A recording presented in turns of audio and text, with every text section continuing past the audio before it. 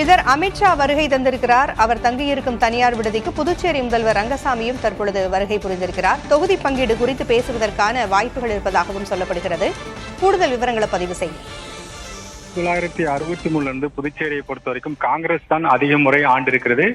அதன் பிறகு குடியரசுத் தலைவர் ஆட்சி கிட்டத்தட்ட 6 முறை இருந்திருக்கிறது. நிர்வாக சீர்கேட்டின் காரணமாக இந்த குடியரசுத் தலைவர் ஆட்சி இருந்திருக்கிறது. தற்போது காங்கிரஸ் கட்சியில் இருந்த என்ஆர் காங்கிரஸ் ரங்கசாமி தான் முதலமைச்சராக இருக்கிறார். அவர் ஏற்கனவே காங்கிரஸில் முதலமைச்சராக இருந்தார். அதன் பிறகு காங்கிரஸில் ஏற்பட்ட கருத்து வேறுபாடு காரணமாக அவர் வெளியேறி என்ஆர் காங்கிரஸ் என்ற கட்சி ஆரம்பித்து தற்போது புதுச்சேரியை ஆண்டு வருகிறார். அதில் கூட்டணி ஆட்சியாகத்தான் இருக்கிறது. குறிப்பாக பாரதிய ஜனதா கட்சியுடன் கூட்டணி ஆட்சியாகத்தான் இருக்கிறது. புதுச்சேரியை பொறுத்த வரைக்கும் மொத்தமாக 30 தொகுதிகள் இருக்கிறது. இந்த 30 தொகுதிகளில் தற்போது 6 தொகுதிகள் பாரதிய ஜனதா பக்கம் இருக்கிறது.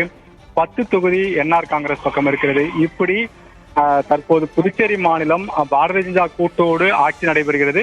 மீண்டும் தற்போது வருகின்ற 2026ஆம் ஆண்டு சட்டமன்ற தேர்தலில் அதிக அளவு சீட்டு பெற வேண்டும் என்பது நோக்கமாக இருக்கிறது. குறிப்பாக என்ஆர் காங்கிரஸ் 16 சட்டமன்ற தொகுதிகளில் கேட்பார்கள். மீதமுள்ள 14 சட்டமன்ற தொகுதி பாரதிய ஜனதா மற்றும் அதிமுக புதிய கட்சி ஏதேனும் வந்தால் அவர்களுக்கு அந்த 14 பிரித்து கொடுக்கப்பட வேண்டும் என்பது எதிர்பார்ப்பாக இருக்கிறது. ஆனால் என்ஆர் காங்கிரஸ் இந்த 16 சீட்டை பெறுவார்களா அல்லது கூடுதலாக பெறுவார்களா அல்லது குறைத்துக் கொள்வார்களா என்று ஒரு பெரிய எதிர்பார்ப்பு இருக்கிறது.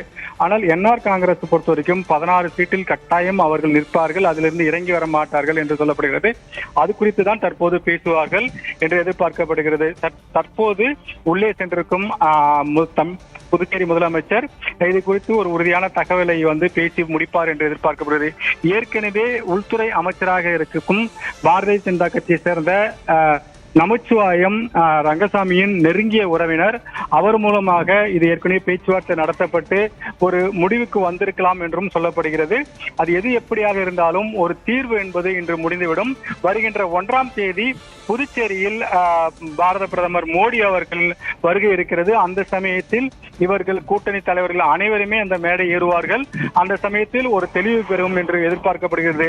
எப்போதும் அமித்ஷா வருகைக்கு பிறகு நிச்சயமாக மோடி புதுச்சேரிக்கு வருவது வழக்கமாக இருக்கிறது. தற்போது கூட புதுச்சேரிக்கு மையப்படுத்தி இந்த பேச்சுவார்த்தையின் மூலமாக ஒரு தீர்வு எட்டப்பட்டு அதன் பிறகு மோடி வருகையின் போது ஒரு சமரசமான ஒரு தீர்வு நிச்சயமாக மீண்டும் பாரதிய ஜனதா என்ஆர் காங்கிரஸ் ஆட்சி அமைக்க வேண்டும். அதற்கான ஏற்பாடுகளை செய்வதற்காகத்தான் தற்போது இந்த பேச்சுவார்த்தை என்பது ஒரு தெளிவாக நடத்தப்பட்டு வருகிறது. அது இன்னும் சற்று நேரத்தில் கிட்டத்தட்ட ஒரு 10-15 நிமிடம் தான் நடைபெறும் எதிர்பார்க்கப்படுகிறது. தகவல்களை வழங்கியமைக்கு நன்றி ஸ்ரீதர்.